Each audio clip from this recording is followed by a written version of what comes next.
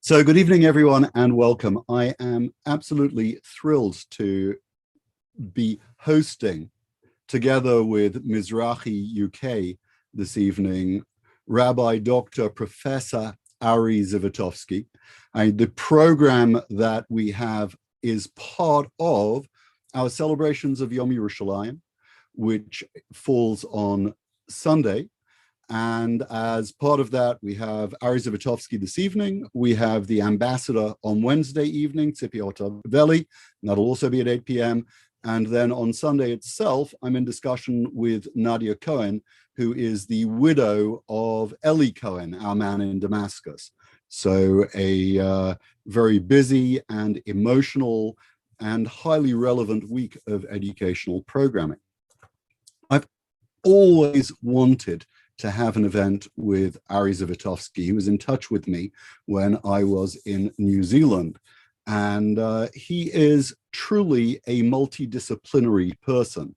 And fittingly, as a professor of neuroscience at Bar-Ilan University, he is the head of research at the Gondar Bar-Ilan Multidisciplinary Brain Research Center. Now, just to understand what multidisciplinary means, if you look at titles of his papers, they include, for example, preliminary evidence linking complex PTSD to insomnia in a sample of Yazidi genocide survivors, government regulations of shechita in the 21st century, are they ethical?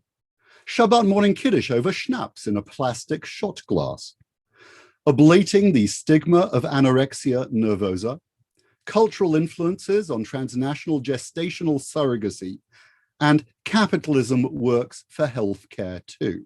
I mean, he writes about everything. He describes himself as a halachic adventurer. And if it is there to be tried or there to be tasted, if it might be kosher, he knows what it looks like, how to shecht it, everything to do with it. If there might be Jews somewhere in the world, Ari Zivotovsky has visited them and knows and is able to share everything there is to share about them. And he's been a tour guide in Ir David for the last 10 years. And on a Yom Yerushalayim theme, he's also the Zivotovsky of Zivotovsky versus Kerry and Zivotovsky versus Clinton, passport cases on the importance of or Jewish identity and Jerusalem identity, and how that should be interpreted internationally.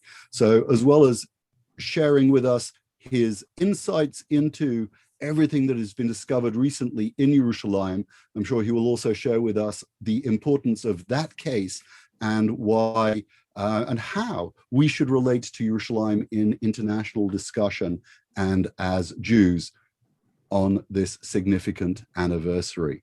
So wonderful to have you with us this evening, and wonderful particularly to welcome Rabbi Dr. Professor Ari Zivotovsky. Ari, over to you. Hey, thank you. I'm very impressed with that research you did into my CV. So I was wondering if I was going to get a chance to speak tonight. Okay, I'd like to talk a little about Yerushalayim. Really, if there was no COVID-19, I would rather invite you all to come to Yerushalayim and to join me in a tour of Yerushalayim. But as my son pointed out just now, we could cover a lot more ground doing it over Zoom because we don't have to walk from site to site. We could just put up the slides and talk about it. First of all, I don't know if you're here from the accent. I'm not originally from Israel. I'm originally from New York. And in New York, I think we talk a lot faster than you do in London. So if I get too fast and if I miss something, please stop, ask questions. I don't know how you usually do it over there with Zoom and questions, but I don't mind questions in the middle if something is not clear. In addition, I'm about to share a PowerPoint, so I'm not going to be able to see most of you, even those with the cameras on, because I'll be seeing the PowerPoint. So again, feel free to interject. Okay, we have a lot to cover. Yerushalayim is really, it could take a week of touring, so I have a lot of material. Some of it I'll go through faster, some of it will go through slower. Let's get started. Okay. What I'd like to talk about today in Yerushalayim, you could do a tour of Yerushalayim and see the amazing Yerushalayim of today, the current, the Knesset and the Supreme Court building and all the phenomenal works of architecture, art, yeshivot, etc. What I want to focus on today is the Jerusalem of our ancestors. What we have found through archaeology that sheds light on Tanakh and on the Second Temple period. And really, all of Israel is the land of Tanakh and Jewish history. There are sites all over the country we can go visit, which will shed light on Tanakh. From Shiloh, Shomron, which was the capital of the Northern Kingdom, Yericho. Those of us who remember before there was peace, we used to be able to go visit Yericho on a regular basis. Today, it has to be only if it's in conjunction with the army and the Palestinian army. Megiddo, where they used to sacrifice children. You could bring your kids and read them the Riot Act. Tel Dan, the first place where the first mention of the Davidic dynasty was found in a written, on something writing. Beersheba, Chatzor, an amazing place, Chatzor. If you haven't seen the archaeology there, it's off the beaten track. It's phenomenal what you could see there from the biblical period. Lachish, also off the beaten track. But to see the destruction wrought by the Assyrians before they besieged Jerusalem. And of course, my hometown of Beit Shemesh. We have archaeological sites all over the place, including in the last 2 years, as they've been expanding the access road to Beit Shemesh. They have uncovered phenomenal sites and buildings and artifacts from the mid-First Temple period. Tel Azeka, Ein Gedi, all of these places shed light again on our ancestors, on biblical stories, and on Bayit Sheni. But what we're going to focus on today is Yerushalayim. Yerushalayim of the biblical period, Bayit Sheni, and beyond. And we can start very early in the biblical period. Did Avraham visit our city? Did Avraham visit Jerusalem?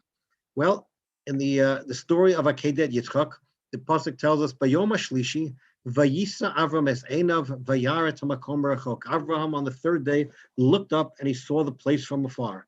According to tradition, the place that Avraham saw was Mount Moriah, what we call today Har HaBayit, the Temple Mount. We know that Avraham was coming from the south, from Hebron, so we could pinpoint very accurately where this location must have been. Coming from the south, coming from Hebron, you go up the hills and down the hills, and then you go up a hill, and from the top of that hill, you finally can see Mount Moriah. And where is that? Armon HaNetziv, what we call the Tayelet. The Tayelet of Armon HaNetziv today is the hill that you come up as you're coming from Hebron, from where you get a phenomenal view of the Har HaBayit. This is the view, picture that I took, coming from Armon HaNetziv, from the Tayelet, and you see the Har HaBayit. This is the view, minus all of these buildings, that Avram Avinu might have seen as he came to the Akedah. If we look from the other direction, because there was nothing on Har HaBayit then, when Avram came for the Akedah, the city was down here. What we're going to talk about a lot later. Down here is Ir David, the city of David. And that's really the only place that there were people living in the time of Avraham. That was the Yevusi city, and that's where Malki Tzedek was the king. And looking from there, we could see from Ir David, you see the tip of Armon HaNetziv. You see the antennas here, and you see the buildings in Armon HaNetziv. This little boy over here is now much bigger. Here he is again, a better view of Armon HaNetziv, and he is the star of the passport case that I'll talk about, I guess, in a few minutes.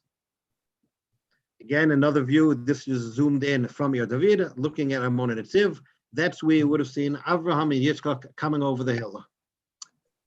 Yerushalayim also has halachic significance in terms of Purim, in terms of Megillat Esther. We know that all the world reads the Megillah on Purim on the 14th of Adar. The only exception that reads the Megillah only on Shushan Purim, only on the 15th of Adar, is Yerushalayim. There are other cities that are questionable. Hebron, they read it on the 14th and the 15th. Tveria, Tiberias, they read it the 14th and the 15th. But the only city that reads the Megillah on only the 15th is Yerushalayim. Why? What's the rule? Any city that was walled from the time of Yeshua reads on the 15th. Well, could we find that wall? Possibly. Because really, even if we don't find it, it's because of tradition, Mesorah, that we know that Yerushalayim was walled from that time, and what we call today Yerushalayim was the Yerushalayim of the time of Yeshua. But if we could find the wall, all the better. And indeed, British archaeologist Kathleen Kenyon thinks that she found the wall. She thinks that what we're looking at over here is the wall from the time of the Canaanites, from the time of Yeshua ben Nun. Many people, I'm sure many of you have visited the city of David. You come down these steps, and you turn off before this point. Somewhere up here, you turn off and you go towards the water tunnel, towards Hezekiah's water tunnel, which we're going to briefly mention later today. But if you would continue down these steps, there's a little entrance under here where you can go under and see the continuation of this wall, a wall again that Kathleen Kenyon, a British archaeologist from the 1960s, was convinced was the wall of the Canaanite period. Israeli archaeologists from the 21st century aren't so sure they agree with her, but nonetheless, for our purposes, we'll say that this is the wall from the time of Yeshua, and this is the wall that mandates that Megillah be read on the 15th.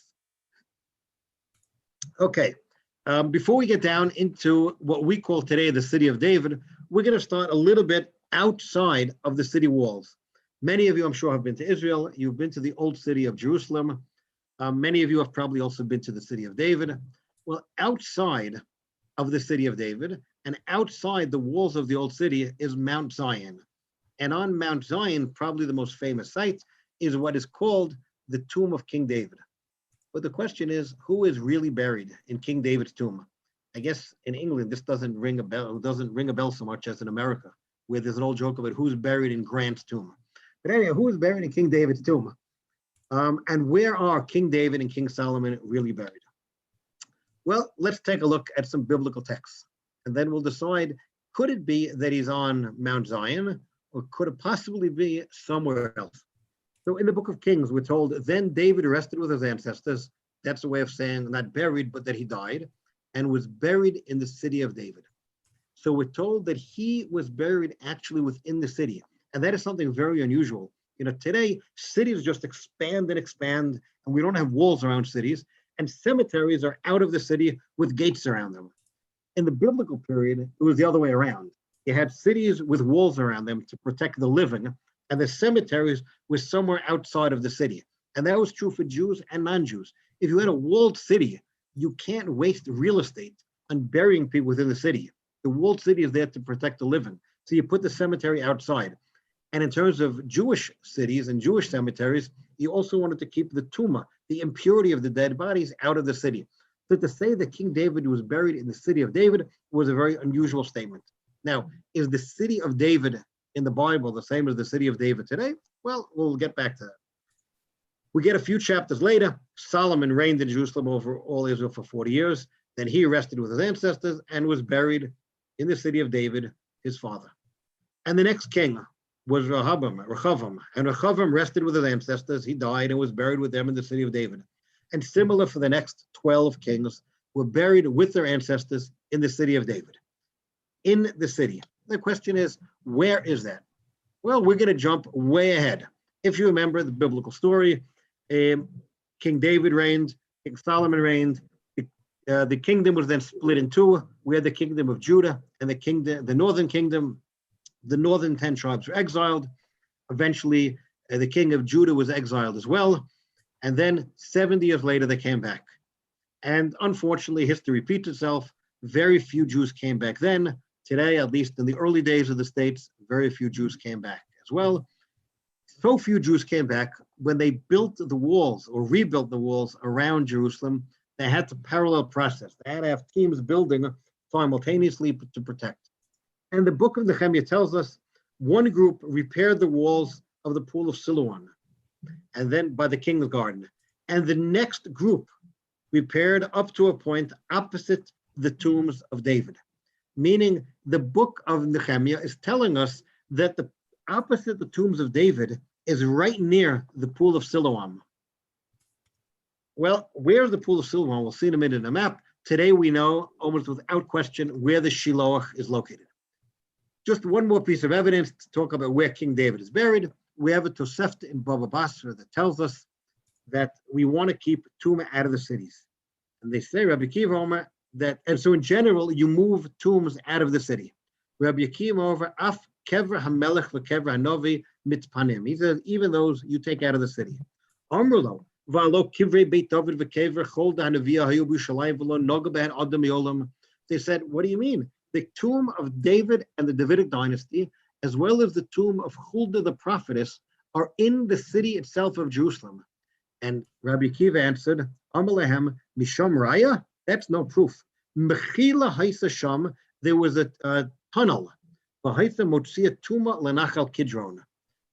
important source. Rabbi Akiva knew where King David was buried. And according to Rabbi Akiva, there was a tunnel from the tomb of the Davidic dynasty to Nachal Kidron, to the Kidron Valley. Let's look at the map. Here we have the city of David, Temple Mount. Here's what we call the Western Wall today. And what's important is this is a topographic map.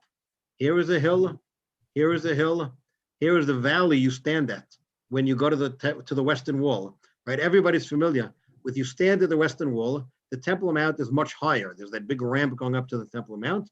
And if you want to get to the Jewish quarter, you turn your back to the Western Wall and you walk up lots and lots and lots of steps to this hill. This is a valley down over here. Here is a hill, city of David, and here is the Kidron Valley. Rabbi Akiva told us that wherever King David is buried, there's a tunnel leading from there to the Kidron Valley. Well, up here, right here is Mount Zion, where I'm pointing with. Do you see my arrow? Rabbi, you see the arrow? Yes. Okay, this is Mount Zion. You see, just outside the walls of the old city. From Mount Zion, there cannot be a tunnel leading to the Kidron Valley because you have another very deep valley over here and then another hill over here. Meaning, according to Rabbi Akiva, the tomb of King David cannot be up here. It must be somewhere on this ridge, so you could have a tunnel out to the Kidron Valley. Well, where on that ridge might it be? Well, again, here's another topographic map. Kidron Valley, City of David, Mount Moriah. And if we jump ahead, right down here is the Shiloh Pool, and right here is where French archaeologist Raymond Weil thinks he found the tombs of King David. Here's what Raymond Weil found back at the very beginning of the 20th century. Here's what it looks like today. And according to Raymond Weil, this is the tombs of the Davidic dynasty. Here's again what it looks like today. And the Kidron Valley is right on the other side of this ridge over here. And what's phenomenal is while he was digging over here, we just want to link the Jerusalem of our ancestors. We're going back to the time of King David, 900 BCE. Right over here, one place on top of the other. The Jews never left Jerusalem. Right over here, he found a plaque, a dedication. I'm sure in the synagogues in London, you have dedication plaques to those who donate. They had that in the late Second Temple period as well, meaning King David over here in 900 BC. Let's jump ahead to the 1st century BCE or maybe 1st century CE. And here's a plaque in Greek about Theodotus, who donated to a temple. And Theodotus in Greek means God gave, essentially Nitanael in Greek. And it tells us Theodotus, son or from the family of Vitonus, a priest and head of the synagogue, son of the head of the synagogue, who was also the son of the head of the synagogue, rebuilt the synagogue. Why? What do they do in the synagogue? And just let me show you where this is, so you keep it in mind. This synagogue is right down over here. Here is the Temple Mount. They didn't call it just the Temple Mount. They called it the temple. The Beit HaMikdash was standing. And yet Theodotus is building a synagogue right over here. What are they doing in that synagogue? In Greek, it tells us, he rebuilt the synagogue for the reading of the law and for the study of the precepts, as well as the hospice and the chambers and the bathing establishment for lodging those who need them from abroad. Meaning, what was the synagogue? They weren't praying there. You wanted to pray, you walked right up to the Beit HaMikdash. But this is for his Greek compatriots who were coming to visit from Greece, a place for them to sleep, right? A hospice, a place for them to bathe, as well as a place to study the Torah. And the synagogue was founded by his ancestors and the elders and the Simonites. So sitting right there, astride what many think is King David's tomb, you have a synagogue from 900 to 1,000 years later, after King David, which was built in the shadow of the temple. Now, just before we continue too much, just like we saw that what's called by many the tomb of King David may not actually be the tomb of King David, we just have to always keep in mind when wandering around Jerusalem that things are not always as they seem, or at least not as they're named. For example, under the Temple Mount, you have Solomon's stables. They have nothing to do with King Solomon. Right in the Kidron Valley, you have Yad Avshalom. It has nothing to do with King David's son, Avshalom. It's from the Second Temple period. The entrance at Shar Yafa, which we all pass is David's citadel, nothing to do with King David. If you're lucky enough to visit near Gush Etzion, Solomon's pools, which were the reservoirs that brought water during the Hasmonean period to Jerusalem, they have nothing to do with Shlomo Melech. And of course, the King David Hotel. Now, again, I've never stayed there, but it has nothing to do with King David, in case any of you thought it might have. Okay, just a quick overview of the city of Jerusalem in the time of the late First Temple period, meaning, was 600, 700 BCE. Here is what we call today the city of David. Here is the Kidron Valley, Temple Mount. Here is our Western Wall of today. A lot of this is within the Jewish quarter, Mount Zion, and the hill opposite the city of David. And here's the valley that we talked about before. The city expanded greatly at the end of the First Temple period, particularly under King Hezekiah. And any of you who have been to the city of David, I'm sure have been through Hezekiah's tunnel. We're going to go through it very quickly, just show you one or two new things that you may have not seen. Chizkiah's tunnel, again, most people ascribe it to the time of King Hezekiah, around 700 BCE. And the pasuk in Tanakh tells us, "V'hu Yechizkiah satam et motzam meimei Gichon ha'elyon." He sealed up the entranceway of the upper Gichon. What does that mean? Well, the Radak tells us, "Ritzon lomar yisharam v'amidam lamata me'aretz al yedei chitzuni b'tzad ma'arav li'er David." Basically, he rerouted the water source. He rerouted the Gichon. The question is, did he do good or do bad? And here, the poor rabbi is going to have to answer this question for you later, because I'm not going to answer this, because we have here a very famous source. Those of you learning Daf Yomi, about 2 months ago, we learned this Gemara in Psachim. The Gemara tells us, Shisha dvarim asa Chizkiah melech Yehuda, ashlosha hodulo, vashlosha lo hodulo. Chizkiah melech did 6 things. 3 of them the rabbis approved of, and 3 the rabbis didn't approve of. And just remember, we're talking here Chizkiah HaMelech, Chizkiah, the king, who the sages called the most righteous and the greatest king. And yet, 3 of the things he did, they approved, and 3 they didn't approve. And one of them, Satam me Gichon Elyon, as we saw in the verse, he closed up the upper Gichon, Velo Hodulo. They did not approve of what he did. This is in Psachim. This is a Mishnah, or really a Brisa that's been put into the Mishnah. On the other hand, we have a Tanaitic source in Avis to Rabbi Nosson, and there it tells us, Chizkiah HaMelech asa arba dvarim vehiskimu daito l'dat hamakom. There are 4 things that he did, and which God approved of, not the rabbis, but God. Sotam me Gichon v'hiskima daito l'dat hamakom. He closed up the upper Gichon, and God approved of it. So again, we have 6 things, 3 and 3 in the Mishnah. One of them switches sides in Avis to Rabbi Nosson, and that's closing up the Gichon, which goes from the sages not approving to God approving. So I can't tell you if he did good or bad, but it was certainly an amazing, amazing engineering feat. That much we can know. Here's the tunnel, again, Temple Mount, City of David. Here's the tunnel. You see it goes quite curvy. Nobody could explain why it's curvy. It was dug by 2 teams. One started here, one started here. They met in the middle. Nobody could explain how they met. Again, here's a close-up of it. You see he brought the water from here into the other side of this ridge, so that people living both in Ir David and on this newly expanded Jerusalem could reach the water relatively easily. Here's just another view, the Gichon Spring, the Silwan Pool, the Shiloach, Kidron Valley, the other valley, and here's the current old city walls. Well, when is this tunnel from? I just told you it's from the time of King Chizkiah. There was indeed a plaque found just inside the exit, somewhere around here. This was discovered late 19th century. Another rabbi wanted recent findings. It's a little old. Late 19th century. But the plaque tells us nothing about when it was done or who dug it. So we'll move along quickly. It's today found in the Istanbul Archaeological Museum. This is me visiting the museum in the days when I had a nice beard. Here's what it says. Take my word for it. It's written in ancient Hebraic script. Here's in modern Hebrew. It says nothing about who dug it or when it was dug. So how do we know when it was dug? Well, first of all, just one point that I want to mention. It does tell us how long the tunnel was.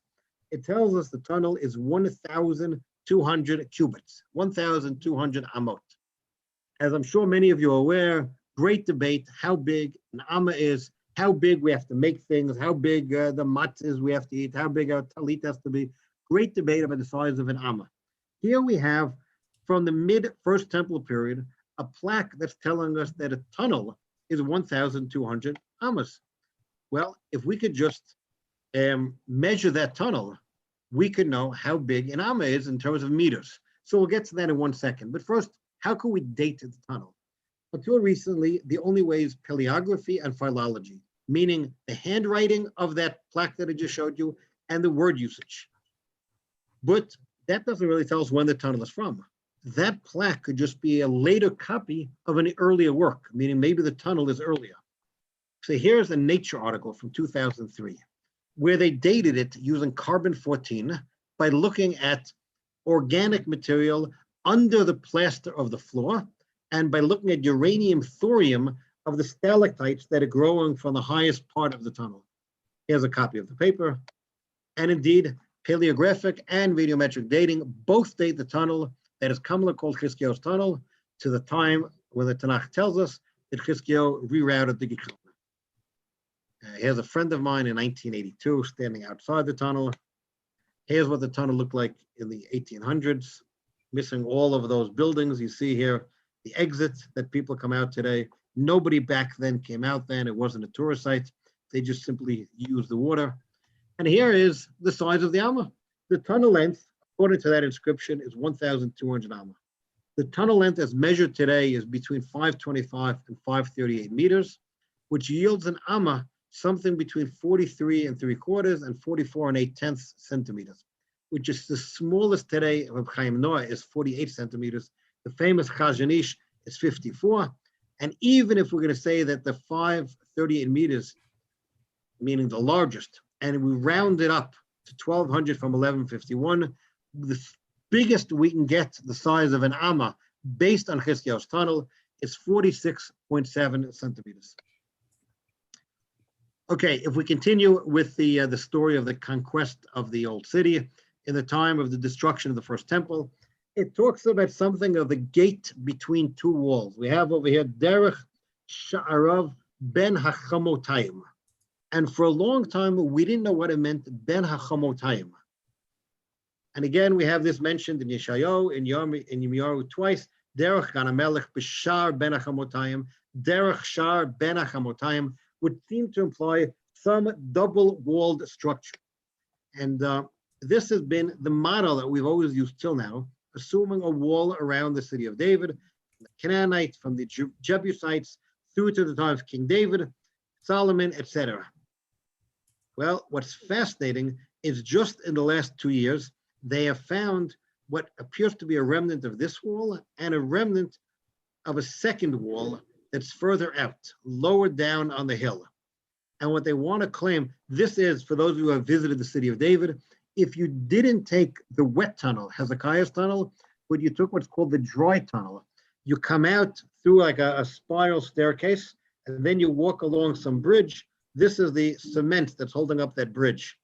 And underneath there, they found this wall, which is lower down on the hill than where they've always assumed this wall to be. And the theory today is that this is the Ben HaChamotayim. They, for some reason, had a double protection, a double layered wall on this section over here. This wall further down the slope and another wall higher up on the slope. Okay, we'll skip to here. Those of you who have not been to the city of David in the last 10 years, I highly recommend that you visit just to see this that was found 10 years ago. This is the Silwan pool. For years, we assumed the Shiloach, the Silwan pool, was where you exit the Hezekiah's tunnel. And then what happened about 10 years ago, 15 years ago, there was a leak in the sewage pipe, which is the pipe leading sewage for the people who live in the city of David. In came the bulldozers. Any bulldozer in Jerusalem has to be accompanied by an archaeologist. The bulldozers started digging. They hit these stairs over here. The bulldozers are long gone. The archaeologists are still working. This is what they assume is the original Hezekiah's tunnel. Sorry, the original Silwan pool. But what's amazing is this Shiloach, this Silwan pool, we know was the central meeting place during the time of Bayit Sheni. And from there, where would you go? Well, naturally, you meet your friends. You came from the north, your friends came from the Negev. You all get together, you go to the mikveh, and where do you go from there? Up to the Temple Mount, up to the Beit HaMikdash. There must be a road from here to the Beit HaMikdash. And indeed, in the last 2 or 3 years, from this end over here, this is all the way the southern tip of the city of David. And they haven't yet opened it to the public. Sometimes it's open for special occasions on Chagim. The road now, they've opened up the drainage, not the sewage, the drainage channel under the road. You could walk from here underground through the entire city of David, under the wall of the old city, and pop up in the old city right next to Davidson Center. The road itself, that was the drainage channel. The road itself is not open yet to the public. They've excavated almost the entire road, and the findings there are just staggering. Here's just a picture of what that road looks like. What's interesting, actually, is the width of the road. The road is approximately 8 meters. Assuming an amma a little bigger than I just told you, 8 meters is approximately 16 amot, which is the size of a Reshut HaRabim. And this indeed was the Reshut HaRabim. This is the main thoroughfare. All of the Jews who came to visit Yerushalayim, came to visit the Mikdash on the Shalosh Regalim, came first to the Shiloach, and then they would go from the Shiloach and come to the temple from the southern side. We're coming from the south over here. This is the road they all took. They have found stores on the two sides. They have found mikvot. They have found everything to indicate that this indeed was the road that the Jews took. And what's mind-boggling, it's not fully open. There are pieces of it, like I said, that are open sometimes, but we could today walk on this road that every Jewish Ole Regel, every Jewish pilgrim who came to Jerusalem 2,000 years ago, walked up on that road, and today we again could walk on that road. Now we take it from the Shiloach all the way to the Kotel, not quite yet to the Beit HaMikdash, not quite yet to the Temple Mount, but we're almost there, following in the footsteps of our ancestors. Okay, another amazing find. I'm sorry, Rabbi, this is an old one, but I can't talk about the findings and not talk about this. In particular, you'll see why in a second. One of the most important archaeological finds is probably what we have today as the oldest preserved biblical verses from Bayit Rishon. It was an excavation done behind the Begin Center by Dr. Gabi Barkai, and I'm mentioning it because Dr. Gabi Barkai, unfortunately, is not well. He could use a refuah. This is Gabi Barkai in his better days. This is right behind the Begin Center, and what they excavated there were burial catacombs, where they would bury people until they decayed, and then they would collect the bones and put them into ossuaries. When they buried the people, they buried them with all kinds of what we today think of as treasures. For example, this. Well, here's again just to see the burial caves. This was a rolled up scroll that they found. And when they finally managed to unroll the scroll, here's what it looked like. And when they deciphered what it said on it, here's what it said. Words that look pretty familiar.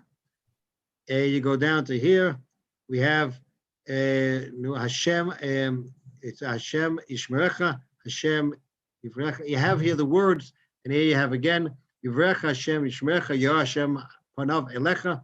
You have sections of the Birchas Kohanim, the oldest written text that resembles biblical text, going back, about 2,700 years ago to mid-Bayit Rishon. Okay, here's another new excavation that's taking place. This might look to you like the Chorva. Anybody who's been to the Old City in the last 10 years has seen the Chorva synagogue that's been rebuilt. Looks similar, but actually in 19th century Jerusalem, there were two large dome synagogues, the Chorva and the Yisrael synagogue, Tiferet Yisrael synagogue, also known as the Nisan Bek synagogue or the Nisan Bek Shul. And it was built mid-19th century, destroyed by the Jordanians in 1948. And in 2012, it was announced that they were going to be rebuilding it. The Chorva not to be confused with the Churva, was rededicated already in 2010. Like I said, any of you who have been to the old city in the last 10 years have probably seen the Churva sitting on that huge plaza when you come up the steps from the Kotel. The Beck Synagogue, they announced in 2012 they were going to rebuild. Cornerstone was laid in 2014, but then the excavation started, because whatever you rebuild, you have to excavate first. And it went through at least 2017. Here is the archaeologist Oren Gutfeld. And one of the things that he found there was a mishkolet, a weight. Here you see the weight, very similar to one that was found in the burnt house. The burnt house is right when you come up those steps from the Kotel. But this one, unlike the one in the burnt house, this was only 50 meters away, has 2 lines of writing on it. It says, Nadbere Katros. What is Katros? Again, those who have been learning Daf Yomi, Psachim about 2 or 3 months ago, Psachim Nun Zayin, Chazal said, Oy li mi beit Katros, o li mikumasam. Chazal were listing some of the families of the high priest who weren't living up to their name. They weren't being as generous as they should have been. And one of them was the Katros family, who were scribes, and they would not share some of their scribal secrets with the other people. The Chazal said, Oili mi beit Katros, Oli mi kul masam, from their pen. And here we have the name Katros. This mishkola, this weight, was clearly, and again, the one in the burnt house as well, also has Katros on it, was clearly the property of the priestly family, of a family of high priests that were living in what was called the upper city of Jerusalem near the end of the Second Temple period. So when you see this weight, when the archaeologist holds this weight, this is like a direct regards from late Second Temple. This belonged to a Kohen Gadol during Bayit Sheni. And what I've been told, although I can't verify it, is that Nadberai is Persian for quill, and Katros is Greek for quill. And again, what were they known for? Katros were known for the kulmis, for their quill, for their scribal skills. Okay, some of you may have visited the Har HaBayit Rescue Sifting Project. This is a scene on the Har HaBayit, on the Temple Mount. Now, what's mind-boggling is there are no excavations. Nobody's allowed to touch anything on the Temple Mount.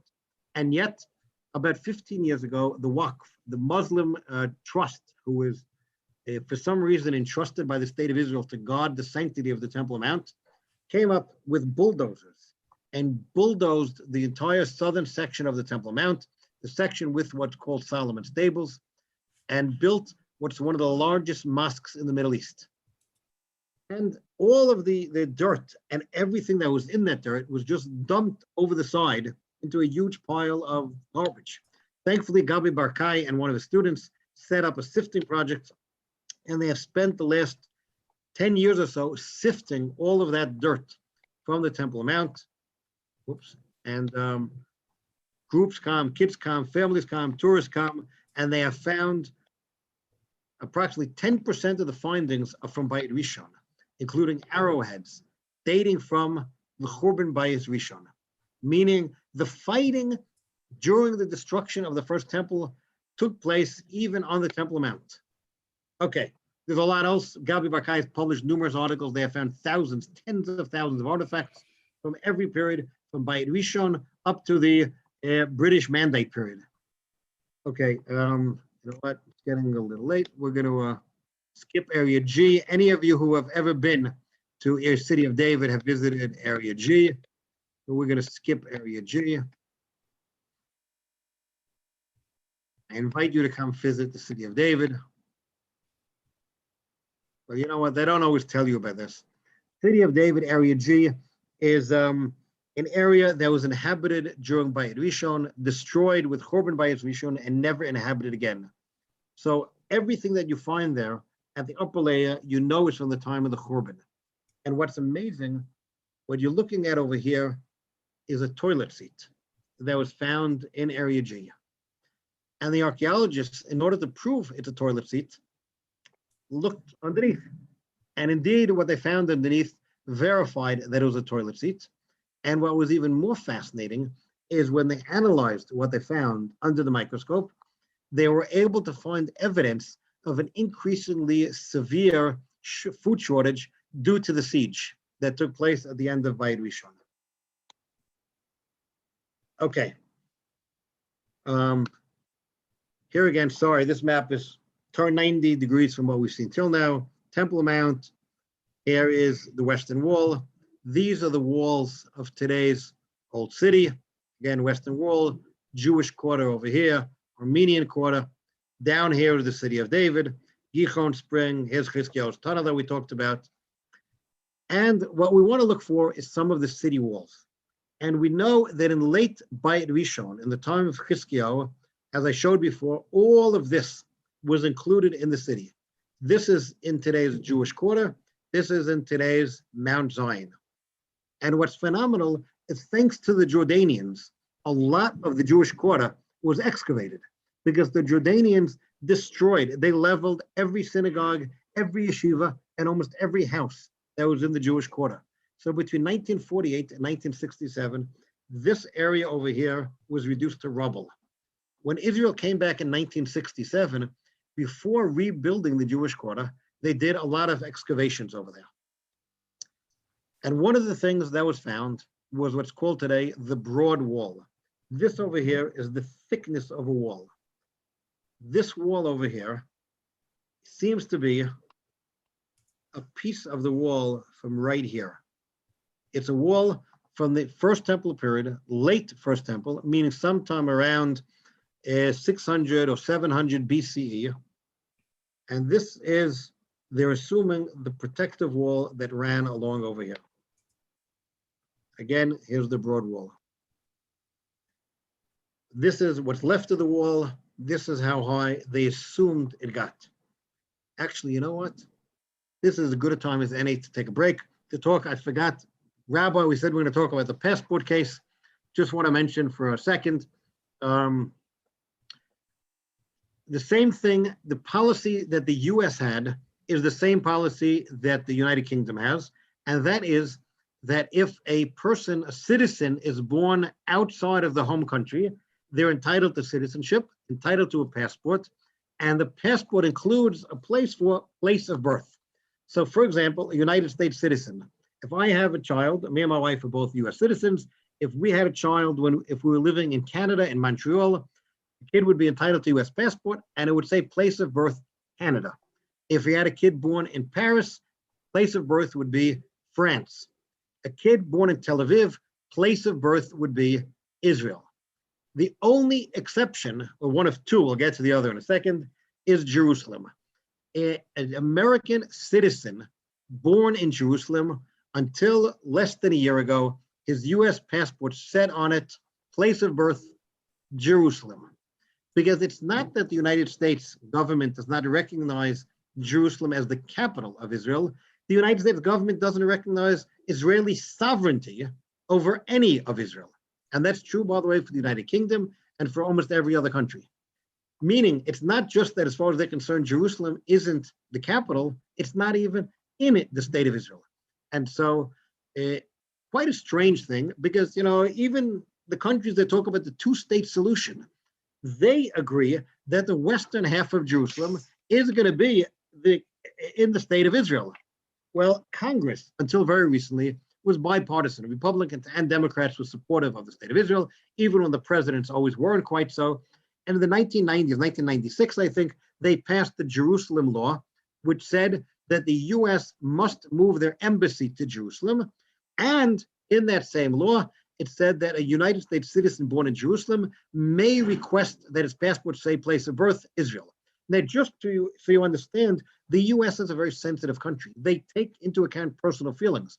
An Arab who is born, an American citizen Arab who is born in Haifa, if it offends him that his American passport says place of birth Israel, he may request that it say Haifa as opposed to Israel. So you see, they do take into consideration the feelings, except for a Jew born in Jerusalem. I want my kid's passport to say place of birth Israel. I'm proud of the fact that we have a Jewish state for the first time in 2,000 years. I wanted to say that that's where he was born. And Congress understood that. And so Congress mandated that the embassy be moved to Jerusalem and that a passport be allowed to say place of birth Israel. Every president But the law had in it a waiver. If the president felt that for security reasons, it would be unsafe for world security, he could every 6 months sign a waiver and not implement this law. That was regarding the moving of the embassy. Regarding the passport, there was no such waiver. And yet, every president, Republican and Democrat, Bush and Clinton and Bush again and Obama, all promised to move the embassy and all broke their promise. And not only that, they all refused to allow the State Department, which is officially under their control, to write place of birth Israel. Congress, that was in 96. In 2002, they again passed a law about the passport. 2002, when were you born? 2002, shortly before my son was born. Our friends in America, the Lewins, called us and said, listen, do you know about the law? We said, of course we know about the law. They said, do you want to try it? Of course we're going to try it, we said. My wife went to the embassy, applied for a passport. They said, place of birth. She filled out Israel. They crossed it out. They said, it's not Israel, it's Jerusalem. She said, no, it's Israel. They said, no, it's Jerusalem. And we said, well, there's a law that was recently passed. They said, right, our policy is that we write Jerusalem. Well, we're not litigious. We thankfully have no lawyers in the family. But our friends, the lawyers in America, said, do you want to challenge it? We hesitated, and finally we said, okay. Now, I don't know how it is in the UK. I don't know if we have any lawyers here, but the legal system in America goes very slowly. We sued the Secretary of State. We went to the federal court, district court. We went to the Court of Appeals. They sent us back to the district court. We went back to the Court of Appeals. For those of you who know, you're not entitled to a hearing in the Supreme Court because you've already had the Court of Appeals. Supreme Court takes only 70 or 80 cases a year for the entire United States, those that they think have constitutional significance. Well, we appealed to the Supreme Court, and to our shock, they agreed to hear the case. And the first time we went there, Zivotovsky first, Clinton, they sided with us that this was a legitimate case, but they didn't rule on the case. They sent it back to the Court of Appeals. Court of Appeals found against us. We appealed again to the Supreme Court. Amazingly, they agreed again to hear it. And this time they found against us 6-3, said the president indeed has the right not to implement this law. So it stood, my son's passport, and we renewed the passport. It said in it, place of birth, Jerusalem. Until President Trump might have been a little bit of a unusual character. He might have not been very presidential, but you have to give him credit that when he made promises, he kept them. And he promised to move the embassy, and he moved it. And he promised to change the passport law, and he did. And about, I guess, 6 months ago, shortly before he left office, we had a ceremony at the US Embassy in Jerusalem, where the ambassador gave my son the first US passport issued to an American citizen born in Jerusalem that said place of birth, Israel. So that's the short version of a legal story that took actually about 18 years to work its way through the courts and then through the political system. Okay, back to the Jerusalem of our ancestors. Here is what the broad wall looked like during the excavations. As you see today, built up all around, Jews living back in the Jewish quarter of the old city. Again, looking for the walls. You know what, let's just go back to a map. This is the wall of the current old city. According to the theory, there should be a wall somewhere out here on Mount Zion, on Har Zion. And indeed, these archaeologists have found on Har Zion. It's not usually in the tourist route, but down on the hill of Har Zion, this wall, which has pieces from the Hasmonean period, and the assumption is that it follows the same path as the earlier wall from the time of Bayit Rishon. This wall here is from the Hasmonean period, from the Hashmonaim. And again, you see the wall over here, and the wall continues up here. Again, pieces of that wall. Here is what's called the Israelite Tower. This is along the broad wall, the corner of the broad wall.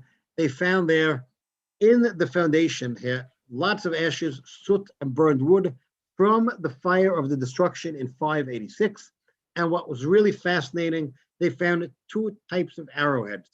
The high-tech bronze polygon-shaped used by the Babylonians who conquered and destroyed Jerusalem, and the cheaper, less sophisticated, we weren't a startup nation yet, arrowheads of the Judean army, of the Israeli army. So again, here's the broad wall, here's the wall on Mount Zion. And so the theory seems to be holding up that this is the border of the city of Jerusalem in the First Temple period. Now, till now, we've discussed mostly Bayit Rishon. We can also see the Churban of Bayit Sheni. This area over here is called Davidson Center. And here you have this huge, huge pile of stones that the overwhelming majority of archaeologists say stones that fell down, or more accurately were pushed down during the destruction of the Second Temple. When the Romans destroyed and burnt the temple in 70, they pushed down all these massive stones from the tops of the wall. So that's this pile of stones. There was one archaeologist who recently wanted to claim these stones fell here in an earthquake, and he was soundly rebutted by all the other archaeologists. Lots of strong evidence. This is the result of the Churban. Here again, you see this huge pile of stones, and you could see the destruction in the road. This is the same road that I talked about before when I talked about the southern end of the road at the Shiloh pool, the Siloam pool. This is the part of the road right against the wall of the Temple Mount. This is again in Davidson Center, just south of the Kotel where we usually daven. And you could see when the stones fell, they destroyed part of the road below. Again, here are these stones. You could see these pictures I went to take recently. COVID-19 mask. In that pile of stones, there's one stone that has on it Lebeit Hatakia. This fell down for the very top of the corner of the Temple Mount, and in the corner of the Temple Mount there was a Beit Hatakia. Josephus describes, one of the priests stood, of course, and gave a signal beforehand with a trumpet at the beginning of every seventh day in the evening twilight, as also at the evening when that day was finished, as giving notice to the people when they were to leave off from work. Meaning he was describing here blowing of a trumpet to announce the coming of Shabbat. And indeed, the Mishnah in Sukkah tells us the same thing, written a little bit after Josephus. Every day you had at least 21 tekiyot of the shofar, but Erev Shabbat hayu mosifim od shesh. On Friday afternoon, they would blow an extra 6 blowings, shalosh lahaftil am mimalacha, 3 to tell people to stop working, v'shalosh lahavdil ben kodesh lechol, and 3 to tell them that Shabbat is starting. Where did this take place? Well, Jews have learned this Mishnah since it was written almost 1800 years ago. Today, we could see in situ this stone right at the base of the Temple Mount where it fell when it was knocked down in 70 CE, and we could look up and we could see where it was that this blowing was taking place on every Erev Shabbos when the Beit HaMikdash stood. Here you go, here's the Temple Mount. Again, in here is the section we were looking at, just under the scaffolding. They're right now doing repairs to the wall. This was taken, this picture, a few months ago. They're doing repairs.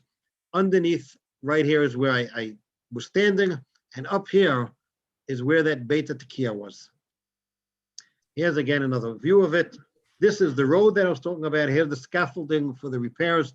One of these stones fell out last year, which is why they're now doing repairs to make sure stones don't fall out. This is that road that led all the way up from the Shiloh. This is me over here. This is the road that led up. Here's the pile of stones that was knocked down in 70 by the Romans. Right here in the corner is where the stone that says Lebeit HaTekiah was. And here is all kinds of stores from the Second Temple period. And right behind here, there was a bathhouse, a Roman era bathhouse. And, oh, there's my son helping in the repairs. Here's a Kli Evan, a stone vessel that was found on that road. Stone vessels don't become tamei, which is why you would expect to find them near the temple and where Kohanim lived. And here is a mikveh that was found right behind there. And what's amazing about that mikveh, again, those of you doing Daf Yomi, Shkolim was not so long ago. Kol hakela and mitzvah Yerushalayim. If you find a utensil, you want to know if it's tamei or tahor. If you find it derech yuridah lebeit tefillah tamei. If it was on the way down to the mikveh, it's tamei. On the way up, it's tahor, because you didn't go down the way you came up. What does that mean? Most mikvahs that we know today, you go down and you come up the same staircase. Not so many of the mikvahs from the Second Temple period. Here is the mikvah, the stairs leading down to the mikvah, found right near the Beit HaMikdash, right near the Har HaBayit, and you see there's a wall that was dividing between these stairs and these stairs. You went down one set of stairs and up another set of stairs. And this is not unique just to the mikveh right next to the Har HaBayit. Here is a mikveh in Gush Yitzon, and you see there's me again, and there's my friend. Not only is it separate stairs, a solid wall. You don't want the tummy people intermingling with the tahor people. You don't want the tummy utensils touching the tahor. So you went down one staircase and came up another, exactly as described in the Mishnah. And I'm sure for the hundreds of years, of thousands of years, Jews read this Mishnah and didn't quite get it. Because most mikvahs that we know, even the really old ones you could find in Europe today, you will go down and up the same staircase. If you look at the Jerusalem of our ancestors, you could understand the Mishnah so clearly. Here you go, up and down, separate staircases. I see we're running out of time. First, who cares about location? We've seen where Avram was, where the Chizkiyahu was, where the Jews were in the past. Chazal tell us location is important. The Mishnah in Brachos, Haroa Mokum Shanasa Bonisim Yisrael, Omer Baruch Shasa Nisla Vostenu B'Makom Hazeh. If you see a place where a miracle was done to the Jewish people, and the Gemara gives us all kinds of examples. For example, the walls of Jericho. The miracle took place there. If you see a place where a miracle took place, you say a bracha, because the place has significance. I won't get into it. The rabbi is about to ask me, because Tosfos over there says you need artifacts. I understand there's a big machlokus whether you need artifacts or the place alone is sufficient. But Yigal Yadin, not a religious person, but a very famous Israeli archaeologist, wrote a Biblical Archaeology Review in 1983. It is absolutely untrue that archaeology disproves the Bible. He's a non-religious Israeli. On the contrary, I think archaeology proves it. If someone attacks the Bible saying it is not historical, that is nonsense and fiction. Then I say the archaeology has increased my belief that basically the historical parts of the Bible are true. No doubt of that. I think archaeology has actually given me, if you ask me subjectively, a greater respect for the Bible. Again, one of Israel's greatest archaeologists. So when I think just a few messages, seeing it in situ, you see it at the site, greatly facilitates one's understanding of Tanakh, history, and as it just showed, Mishnah and Gemara. Studying Tanakh, Medrash, the liturgy, clarifies the artifacts and the remains, and the traditions of the past are inexorably bound with our present and future. And just to end with the Pasuk, famous song today, and Ata Achem Sion, who will arise and have Ari, your sound's just dropping out. Yes, hold on. I have That's better. This over here. Much better. Now let's try that again. Okay, famous song that you all know, I'm sure. And the pasuk ends, Ki rotzu avadech et avneh, where your servants take pleasure in her stones and love her dust. And that indeed, any of you who have visited Israel, you know of the fascination that Israelis have with archaeology. We'll just skip that. Here's what the Chorba looked like a few years ago. Here's what it looked like many years ago. And here's what it looks like today, rededicated in 2010. And here is, again, the famous pasuk. So he's an old man in women, so he can sit in the streets of Jerusalem, each meal with his land. And the streets of the city shall be filled with boys and girls playing in the streets. This is the playground right next to the broad wall. From this playground, you can see the broad wall. And here you have a little distance from the broad wall, another courtyard, where you have that pasuk. They've written it on the wall. Ari, you need to turn the music down a little bit. We playing can't hear you. And this actually, this building back here is a school. It's the famous Zilberman Cheder. Around this courtyard, and they've engraved on the wall the pasuk about children again playing in the courtyard. Here's the broad wall. A wall again from mid-Hayim Rishon, excavated and available to Jews to see. Here's the playground that the kids play. No, I can skip the playground. In there. Okay. Any questions? Any comments? Any? If anybody has any questions, please stick your hand up or unmute yourself and shout right out. Just to say thank you. It was fascinating, wonderful. Okay. And again, I invite you all to come. Unfortunately, right now, only citizens can come or first-degree relatives. If you have any relatives getting married, bar mitzvah, and first-degree relatives, again, can come into Israel. Otherwise, unfortunately, like a lot of the world, we're still closed borders. But citizens can come, and hopefully soon it'll open up again. Now, it's not really closed to Jews. I want to clarify. Any Jew who wants to come to Israel and make Aliyah is welcome. Unlike, you British Empire, Australia is not letting its citizens in. I don't know if you read. Australian citizens in India cannot come in. New Zealand citizens can't come in. Israel, every Jew is still welcome if you want to make Aliyah. If you're not making Aliyah right now, unfortunately, it's closed. But hopefully it will open soon as you guys vaccinate and we vaccinate. I think our two countries are leading the world in the vaccination. So hopefully it'll be open, and I welcome you all to come and see all of this in real, as well as some of the more famous things that I skipped, like Area G in the City of David, etc. So wishing you all a phenomenal Yom Yerushalayim next week. And Kol hakavod. I don't know where your rabbi stands, but I'll tell you that some of us here are actually hoping to go to Har HaBayit on Yom Yerushalayim next week. And may we all meet at the rebuilt Beit HaMikdash in the near future. Amen. Amen. Again, any questions? I'll wait another minute here. Yeah, Lee wrote a question. When can we come for a tour? If only we knew when it'll be open. I don't know.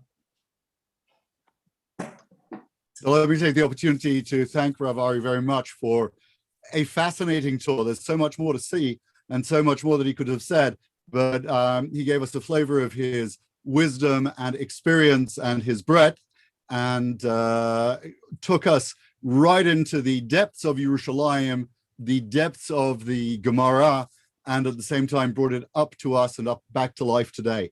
So thank you so much, and thanks very much also to Mizrachi for facilitating this evening. You're welcome.